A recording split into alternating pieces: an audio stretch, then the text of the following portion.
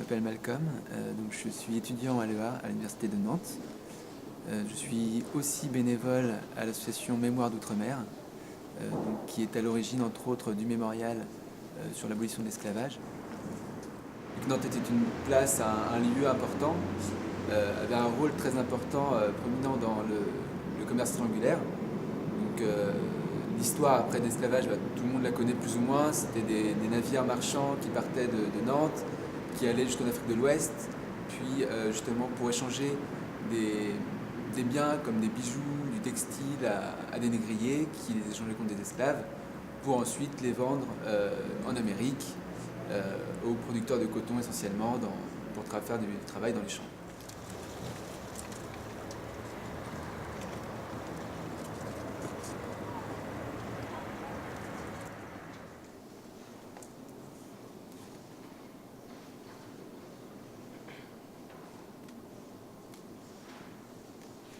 Le mémorial, c'est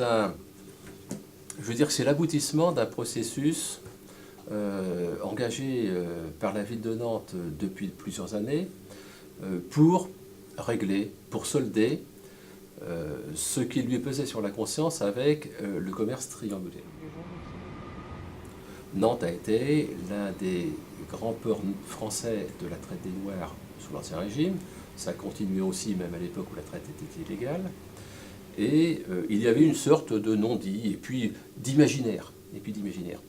Alors, il y a eu, il y a un certain nombre d'années, une grande exposition au Château des Ducs qui s'appelait Les Anneaux de la Mémoire, et qui ont été le déclencheur, non pas d'une opération d'autoflagellation ou de grande repentance, mais qui a permis apparemment de réconcilier la ville de Nantes avec son passé en parlant.